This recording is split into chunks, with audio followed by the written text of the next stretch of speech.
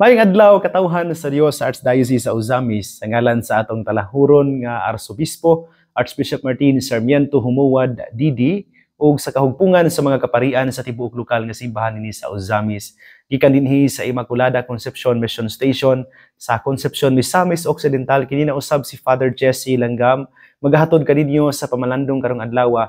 Adlaw karon nga Huwebes, sulod sa unang simana sa Adviento, Disyembre 7, 2023. Karon usab nga adlaw mga igsuon, ang simbahan nagasaulog sa kapiyastahan ni San Ambrosio, usa ka obispo ug doktor sa simbahan. Ang ebanghelyo nga atong pamalandungan karong adlaw mga igsuon, atong kutluon gikan sa ebanghelyo sumala ni San Mateo. Si Jesus miingon sa iyang mga tinun-an, "Dili ang tanan nga nagtawag nga magatawag kanako Ginoo, Ginoo, makasulod sa gingharian sa langit, kundili kadto lamang nagtuman sa kabubuton sa akong Amahan nga tua sa langit. Busa ang tanan nga nakadungog sa akong gisulti ug nagtuman niini, mahisama sa usa ka tawo nga maalamon nga nagtukod sa iyang balay diha sa bato. Sa dihang mibundak ang ulan ug mibaha ang mga suba, ug ang hangin mihapak ug mikuso-kuso ni adtong balaya, wala kini matumba kay natukod man diha sa bato. Apan ang tanan nga nakadungog sa akong gisulti ug dili magtuman niini, mahisama sa usa ka tawong buang-buang nga nagtukod sa iyang balay diha sa balas. Sa dihang mibundak ang ulan ug mibaha ang suba, ug ang hangin mihapak ug mikuso-kuso ni adtong balaya, natumba kini ug nagunob." Mga igsuon, ang ebanghelyo sa Ginoo. Daygon ikaw, O Kristo. Mga igsuon ko na ni Kristo, maayong adlaw pag-usab kaninyong tanan. Niadtong Disyembre 1, 2 ug 3, ang mga altar servers dinhi sa parokya sa Immaculada Concepcion Mission Station nagahimo sa ilahang renewal of vows and commitment. Sugod anang Biyernes sa gabi, doon na ko'y gihimo nga mga pagtuon o alang nila, no? Mga inputs o talks. Usa sa mga gibuhat na ko nga test, no? Sa ilahang commitment o sa ilahang knowledge, no? When it comes to service and the church per se, no? Ang pangutana, kung para nila, unsa ang pinakaimportanteng parte o dapit sa simbahan. Dunay pipila nga miingon sila nga, "Father, para namo ang pinakaimportante nga lugar o dapit diha sa simbahan kana yung altar." Nya ipangutana sa nako, "Ngano man, no? Explain your answer." Ingon siya, "It's the altar, Father, because diha man sa altar nga ang pan o bino imong konsakrahan, isipari, o mausab ngadto sa pagkahimong pan, ngadto sa pagkahimong lawas og dugo sa atong Ginoong Hesukristo." Doon na say pipila nga niingon nga, "Father, aside sa altar, ang pinakaimportante nga dapit sa simbahan kanang lectern." Lamin na ron kay among gipabag-uhan gamay among lectern. Tungod kay matud pa niya, it is where the word of God is proclaimed and the homily is delivered. Aron nga masabtan ang pulong sa Dios diha sa mga pagbasa pinaagi sa pagpasabot, no, pagpalawom sa wali. Duha na, no, altar dayon una poy ingon nga lectern, diin dito basahon ang pulong sa Dios. Nya human nga nakadungog ko sa uban nga mga tubag, which is really kanang murag pari-pariha lang, no. Ngunay usa nga miingon sa nako, "Father, para nako ang pinakaimportante nga kanang dapit, no, sa simbahan ang pultahan. Asa may mo sulod ug mo gawas." Nya niingon sa siya, "For me, Father, it is the most important part of the church because it is where you are tasked to live out what and who you are kung sa imong nakatunan, sulod sa misa, diha magsugod ang misyon. Nakapamalandong biya pugko niya, nakaingon pug sakto po no. Mga bitaw na nga inig conclude sa misa ang pari moingon sa katapusan sa misa, go in peace no sa in English, or tapos na ang misa, dala ninyo ang kalina ug gugma ni Kristo. And original Latin text of that is ite missa est. Missa, which is the word nga gigikanan sa misa, no? The mass, is also the root word, the kanang etymological word, kaning murag, kanang sinugdanan gyud, no? Kanang dugukan gyud nga word sa pulong mission, kanang misa. Tungod kay diha sa misa, inig-conclude sa pare, inig-hatag niya sa panalangin niya, inig-hatag niya sa conclusion, sa final blessing o sa kining panapos nga mga timbaya, diha man magsugod ang misyon, no? Sa simbahan. Meaning to say, whatever it is that you have done in the church is not finished unless you become the embodiment of what you have heard and learned from the church.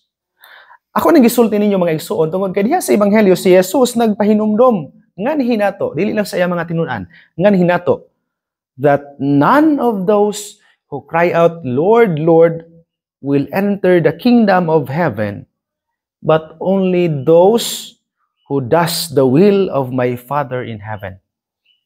Dili ang tanan nga nagatawag kanako Ginoo, Ginoo, makasulod sa kingharian sa langit.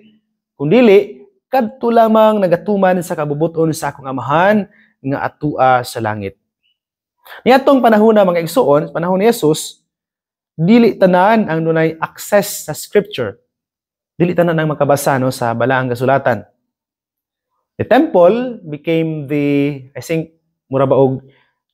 official place during that time where people can call unto the Lord, hear, and read the Word of God.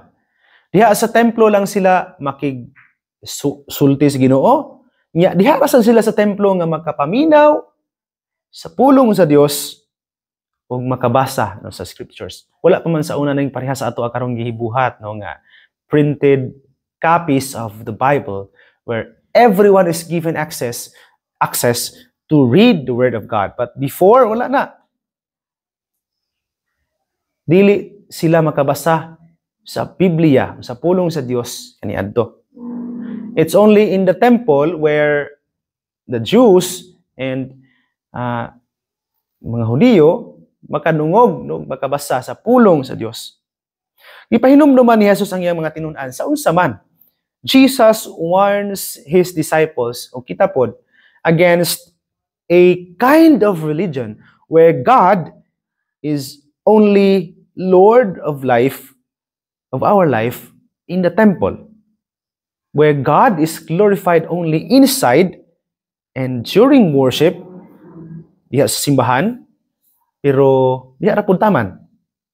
Gitawag ni og Christianity in the sanctuary where our praising, our prayers, our kining goodness per se naara sulod simbahan. Naara sulod sa four corners sa kapilya o sa balay alampuanan. It's as if when you have done already your worship or imong pag-ampo, humana kasi imong pagsimba, humana kasi imong pagkalawat, nigawas nimo simbahan, biyaan nimo ang tanan nga imong nakatunan o nadungog diha sa misa. Ipahinumduman ta karon sa Ginoo mga igsuon. Diyan ang klasiha sa pagtuo o pagsimba. Itawag na og Christianity in the sanctuary. And I tell you, Christianity is not only where the church ends. Kung asa taman ang corner sa simbahan, dili na mao. Ang ebanghelyo nagpaklaro gayud pag-ayo mga igsuon. It does not picture Christ as always only in the temple. gipasabot sa ebanghelyo nga si Jesus wala lang diha sa templo o sa simbahan. You can actually count with your fingers the number of times where Jesus was seen in the temple. Maihap lang nimo diha sa Biblia nga si Jesus tuwa sa templo. And Jesus did not come to inaugurate a kind of church or Christianity, of religion, nga naalang sa sanctuaryo, naalang sa simbahan. He rather proposes a marketplace Christianity. Usa ka kinaiya isip magtotoo nga nagsangyaw, nagamisyon. This is why Jesus, in the gospel today, and in most of the gospels, he commissioned his disciples to be salt of the earth and light of the world. Munang giingnan niya ang mga tinunan sa ebanghelyo, panglakaw ka mga tibok kalibutan. Isangyaw ang mayong balita. Punyagi sila sa ngalan samahan sa Espiritu Santo. Ikaw asin sa kalibutan. Ikaw kahayag sa kalibutan. Because the mission is, isip Kristiyano, we are to be bearers of the word. And we are to be Christians who proclaims the message of Jesus. Mga Kristiyano kita nga dunay tahas nga mosangyaw. Si Papa Benedicto XVI ni comment siya sa klaro kaayo, no, nga decline of Christians sa Europe. Giingnan niya kanhi ay Santo Papa Pope Benedict XVI ang mga Christians sa Europe itong panahon na be creative minority. Ingon siya. Creative minority. A minority that is powerful and effective as to effect a real transformation in the society. Bisan kun gamay sila, pero dunay dako nga epekto alang sa kausaban sa katilingban. Akong balikon mga igsuon, we are not Christians who are only called by God to worship Him and praise Him inside the four corners of the church. We are Christians, baptized Christians, nga dunay mission. And the mission of the church is not so much to put Christians in the church, but to put Christians outside the church. Dili lang kay taman sa four corners sa simbahan, kundili bisan diin sa atong tagsa-tagsa ka mga kinabuhi, mga Kristiyano ta, mga magsasangyaw sa pulong sa Dios. Mao ni nga diha sa katunga-tunga sa ebanghelyo, nangisgot si Jesus mahitungod ni ining usa ka nagtuo sa Ginoo nga nagpalig-on ni ng maong pagtuo pinaagi sa iyang buhat. Maayo kaini sa philosophy sa una kining gitawag namo og agere sequitur esse. Action follows being. Kung unsa gani ka, musunod diha ang imuhang buhat. Mas mapadayag ang imong pagkatawo diha sa imong buhat. Kung maayo kang tao, makita ang imong kamaayo diha sa imong buhat. Kung manggihatagon ka, makita ang imong pagkamanggihatagon diha sa imong pagtabang sa mga kabusog ng kinahanglan. Kung Kristiyano ka, makita ang imong pagka-Kristiyano diha sa imong inadlaw-adlaw nga mga buhat. Again, mga igsuon ko diha ni Kristo, maningkamot ta, no, sa pagkahimong mga instrumento ug misyonaryo sa pulong sa Dios diha sa atong mga buhat. We are not Christians baptized for and within the four corners of the church. We are baptized for a mission. And we are sent for a mission. I hope adlaw-adlaw sa atong kinabuhi, bisan asa ta mo abot, mahimo tang instrumento sa ebanghelyo ug sa kabubuton sa Ginoo. Hinaot pa unta. Mga igsoon ko diha ni Kristo, dinhi na lang ko kutob apan sa dili pa nako tapuson kining atong pamalandong, tubuti una ako sa pagtunol sa akong greetings sa tanan nga karong adlaw nagsunod nining atong pamalandong. Daghan kayong salamat no sa atong mga listeners, labi na gyud diha sa atong mga listeners sa atong mga social media, sa atong social media platform no. Salamat kay ninyo no sa inyong makanunayon nga pagsunod kanato. Labi na sa mga nagsunod nato diha sa ato ang YouTube channel no. Daghan kayong salamat ninyo no nga mga nagtan-aw nato diha sa ato ang YouTube channel. Sa pagkakaron, kung wa ko masayop, doon na natay 212 subscribers no sa ato ang YouTube channel no. Ni Father Jesse no. Salamat kaayo ninyo no sa inyong makanunayon nga pag sunod nining atong programa. Salamat usab kaayo sa mga nagsunod ug nagtan-aw kanato diha sa atong programa. Diha nining pamalandong diha sa Facebook nato no, sa atong Facebook page. Daghan kay salamat. Ug sa Facebook page sa DXDD no, ang ato ang pulpito sa kahanginan. Daghan gayud kaayo nga salamat ninyo. Kung wala mo kulang no og kawang ang atong paningkamot sa pagsangyaw sa epanghelyo og pamalandong diha sa ato ang kahanginan. Well, wala bigid po na magdepende ang ato ang pagsangyaw sa mga views no. Pero for me, it's one of the ways nga kamupod pinaagi sa pagpaminaw magkapaambit no sa ato ang tahas sa pagkamagsasangyaw sa ebanghelyo no, pinaagi sa pagpaminaw sa ato ang pamalandong no. Again, daghan kayong salamat ninyo. Akong i-mention dinhi sa akong pasalamat ang mga naminaw nato no, kang Mami Lizel ug Julius Mungabong, kang Kuya Antonio ug Ate Allen Go, kang Ate Cheche Yap and family, kang Sir Ryan ug Ate Anging Oliveros and family no. Salamat kaayo ninyo. Kang Jose Bahian Igay Jr., kang Ma'am Irene Palgan, kang Sir Joel Aclao, kang Marifia ug Julian Ladion, kang Nanay Waning, kang Delma ug Adela Bacod, kang Ma'am Helen Acompañado ug Ma'am Evelyn de Gracia, salamat kayo. Kang Don Miguel Nunez and family, salamat kayo. Sa asawa no, si Ma'am Neri, salamat. May muntag. Kang Ma'am Rochelle Lausa, kang Nanay Josefina Idol, kang Maribeth Marcial, kang Marie, kang Piladja Dahilog, kang Merchel Kaytuna, kang Neva Alhas, Esterlena Lustre, kang Ginilo Antonio, kang Melody Sagan, kang Terry Zia Pata, no, salamat kayo. Kang Esther Masikampo, kang Philia D, kang Emma Buok Burmeo, kang Yuvi Sakin, kang Gemma Ratilia, kang Princess Espanola, good morning. Kang Ninio Alenio, kang Ma'am Shirley Lagat, kang Miray Giniasan, kang Rodora Batbatan, kang Ma'am Maya Aligrado, kang Jason Lapot, kang Christy Sevilla, kang Roldan Berido, kang Danilo Panyares Jr., kang Alin Lahe-Lahe Refill, kang Lovely Fihayekten, kang Anan Barrientos, kang Jenry Brangan. Salamat kayo ninyo, no?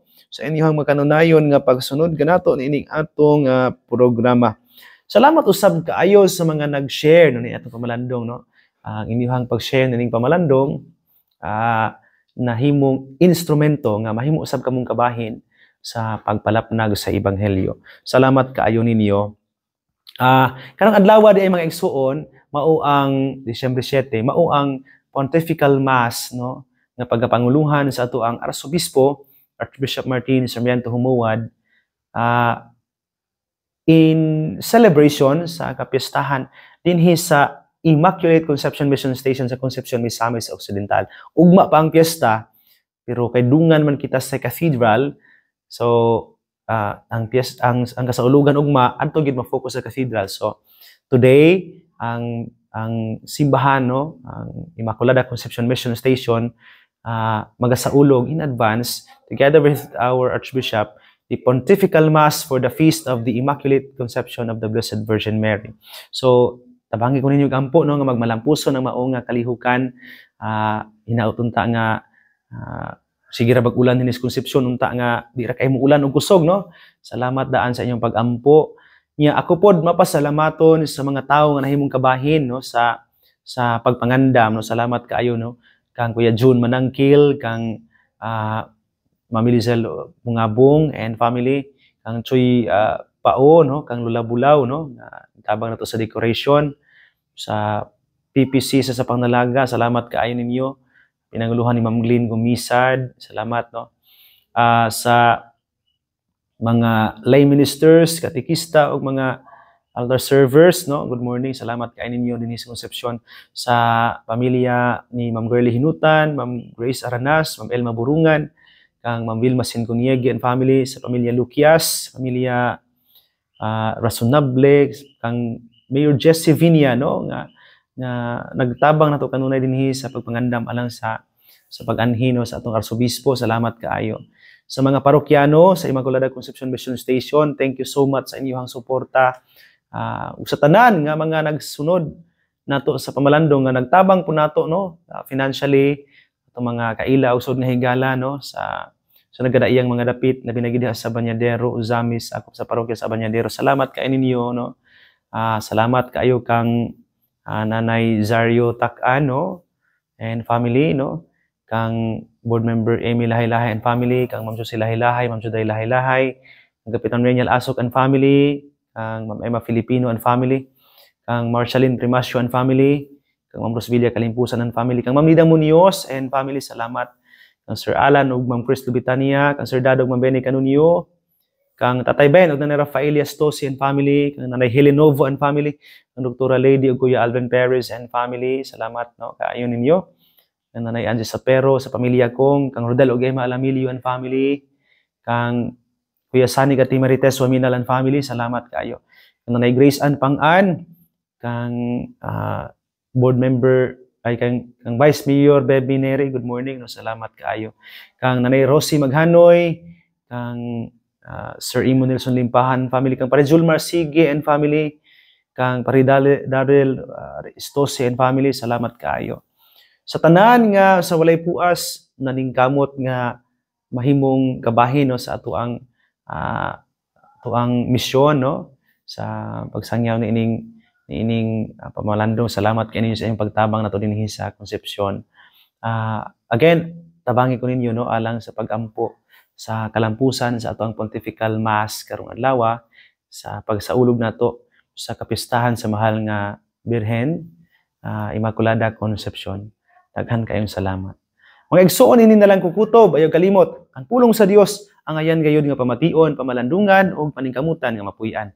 Ulahan ang tawo nga naningkamot magpuyo sa pulong ni Jesus, sama siya sa kakahoy nga gitanom daplin sa sapa, kan sa mga dahon bisan kunting init, dili gayud malaya. Ug timpo sa ting bunga, muhatag siya kanunay maayong bunga. Igsoon, ugma na usab, uban sa panabang ug pangama sa atong mahal nga inahan si Santa Maria, atong gitawag mga misa-misnon ug Birhen sa kuta, ang Dios sa kanunay magapanalangin unta kaninyo. Sa ngalan sa Amahan, sa Anak ug sa Espiritu Santo. Amen. Magamping ug magampo kanunay, igsoon.